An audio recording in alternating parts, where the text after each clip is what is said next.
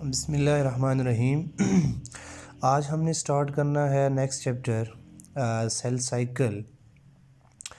अच्छा, cell cycle में जाने से पहले यहाँ पे क्वेश्चन है कि सेल को डिवाइड होने की क्यों ज़रूरत पड़ती है। सेल साइकिल एक ऐसा प्रोसेस है कि जिसमें सेल सबसे पहले तैयार होता है, ठीक है, ग्रो होता है, साइज़ में बड़ा होता है। मीन ग्रोथ जब सेल की कंप्लीट होती है, कंप्लीट करने के बाद सेल डिवाइड हो जाता है। अल्टीमेटली सेल साइकिल का गोल है कि सेल ने डिवाइड होना है। अब क्वेश्चन है कि सेल ने डिवाइड क्यों होना होता है।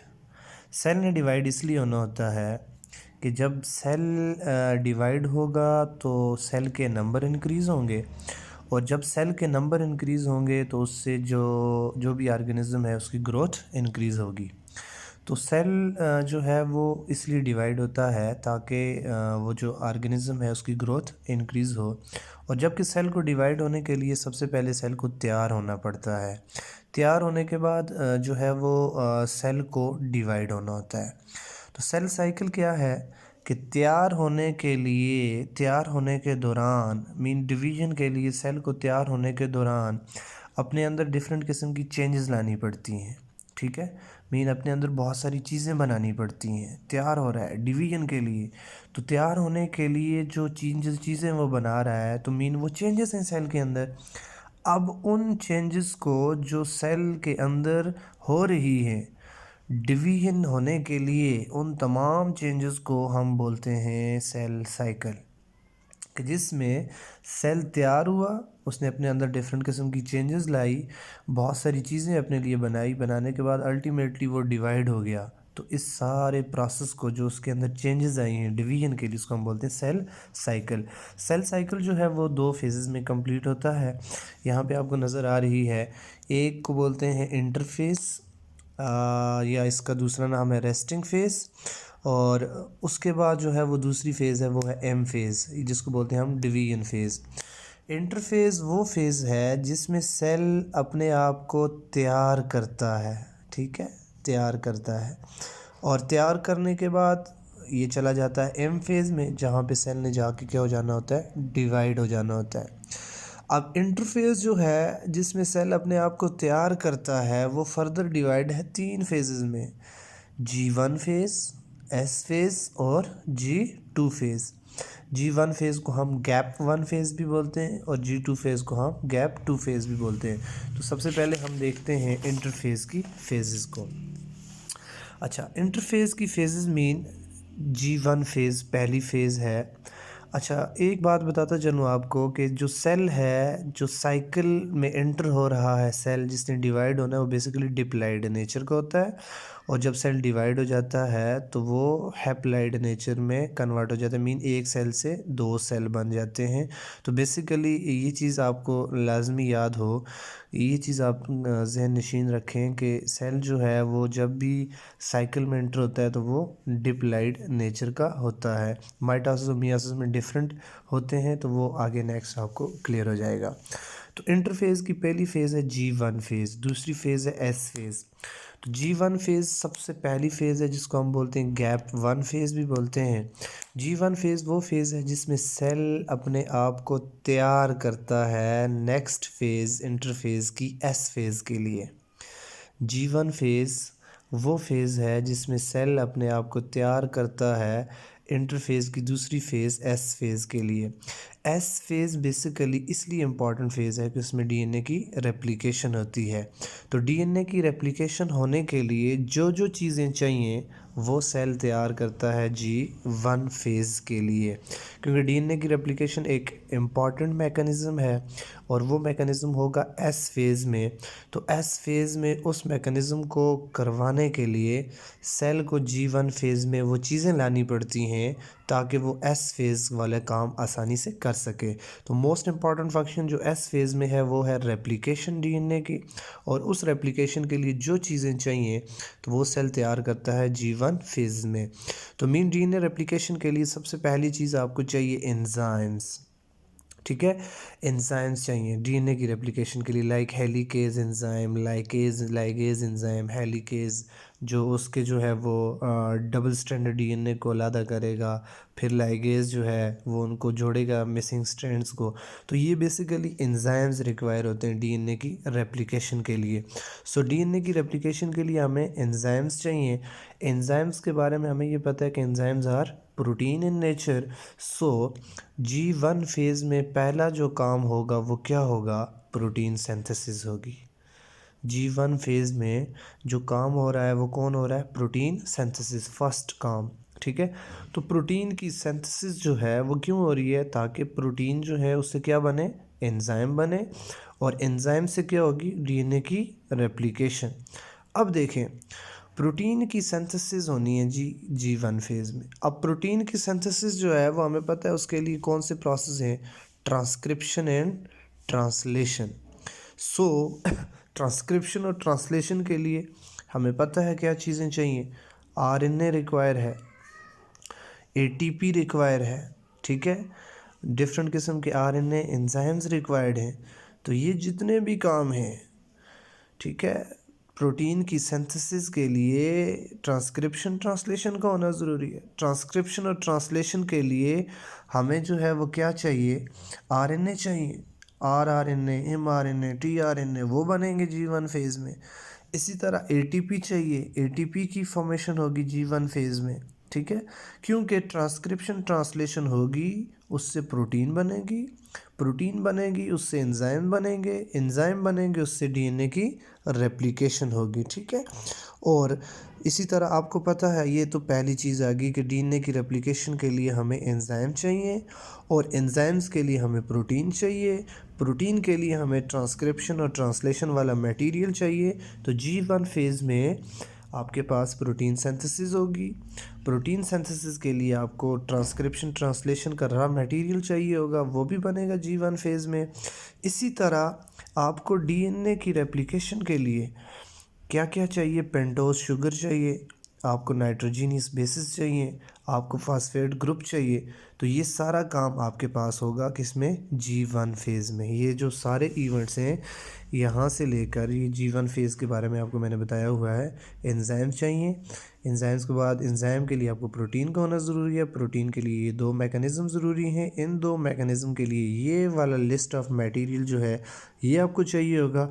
और इस मटेरियल का जब ये सारी चीज़ें आ जाएंगी तो रेप्लिकेशन हो पाएगी। और इसी तरह आपको डीएनए रेप्लिकेशन के लिए रॉ मटेरियल में क्या चीज़ चाहिए, पेंटोज शुगर चाहिए, जाहिर सी बात है, बेसिस चाहिए, फास्फेट ग्रुप चाहिए। ये तीन चीज़ें मिलती हैं तो आपके पास नाइट्रोजनियस बेस बनती है, और नाइट्रोजनियस बेसिस आपस में मिलती हैं तो आपके पास क्या बनता है, डीएनए बनता है। तो ये सारे काम हो रहे हैं G1 फेज़ में। चलते हैं S फेज़ में। अच्छा, मैंने पहले बताया S फेज़ बेसिकली वो फेज़ है जिसमें डीएनए की रेप्लिकेशन होगी। अब रेप्लिकेशन वाला सारा मटेरियल G1 फेज़ ने तैयार कर लिया। अब क्या होगा S फेज़ में, S फेज़ में डीएनए रेप्लिकेट हो जाएगा। ठीक है, पहला काम, क्योंकि सारी चीज़ें तैयार हो गई हैं, अब डीएनए ने सिर्फ क्या होना है, रेप्लिकेशन करनी है। तो रेप्लिकेशन स्टार्ट हो जाएगी डीएनए की, मीन एक डीएनए से उसकी कॉपियाँ बनेगी। सिमिलर सिचुएशन दूसरा इवेंट कौन सा होना है एस फेज़ में, सेंट्रियोल। सेंट्रियोल एक ऐसी ऑर्गेनेली है जो सिर्फ और सिर्फ एनिमल सेल में पाई जाती है। ठीक है, एनिमल सेल में, तो that is proteinaceous material centriole. ठीक है, तो वो भी वहाँ पे जो है वो डिवाइड हो जाएगी। ठीक है, इसी तरह डीएनए के लिए आपको पता है कि जो आपका जो क्रोमोसोम है वो made up of DNA and protein, और प्रोटीन में जो है वो कौन सी प्रोटीन होती है, हिस्टोन प्रोटीन होती है। तो पहले डीएनए की रेप्लिकेशन हुई, डीएनए की रेप्लिकेशन के साथ दूसरे इवेंट एस फेज़ में हुआ, सेंट्रियोल डिवाइड हो गया। सेंट्रियोल सिर्फ और सिर्फ एनिमल सेल में है तो वहाँ पे वो डिवाइड होगा, प्लांट सेल में वो मौजूद नहीं है। इसी तरह तीसरा काम जो एस फेज़ में, एस फेज़ को बेसिकली सिंथेटिक फेज़ भी बोलते हैं हम। इसमें एक तो रेप्लिकेशन हो रही है, मीन नई कॉपी बन रही है, नई कोई चीज़ बन रही है, सेंट्रियोल डिवाइड हो रहे हैं। इस तरह हिस्टोन प्रोटीन बन रही है जो क्या कर रही है कि डीएनए को रैपिंग कर रही है डीएनए की। ठीक है, तो ये वहाँ पे चाहिए होती है आपको हिस्टोन प्रोटीन। ठीक है, उसके बाद चलते हैं G2 फेज़। एस फेज़ के बाद G2 फेज़। G2 फेज़ में क्या होता है, कि इसमें सेल अपने आप को नेक्स्ट स्टेज के लिए तैयार करता है। Mean G2 phase is the last phase of interphase. इसके बाद सेल ने जाके इंटर हो जाना है माइटोसिस में, एम फेज़ में। तो G2 फेज़ वो फेज़ है जिसमें सेल जो है वो नेक्स्ट स्टेज के लिए तैयार हो जाता है। ठीक है, नेक्स्ट स्टेज नेक्स्ट स्टेज से क्या मुराद है कि सेल ने अब जाके किस में इंटर होना है, सेल ने अब माइटोसिस में एम फेज़ में इंटर होना है, डिवीजन वाली फेज़ में इंटर होना है। तो डिवीजन फेज़ में इंटर होने से पहले भी सेल को कुछ चीज़ें चाहिए होती हैं।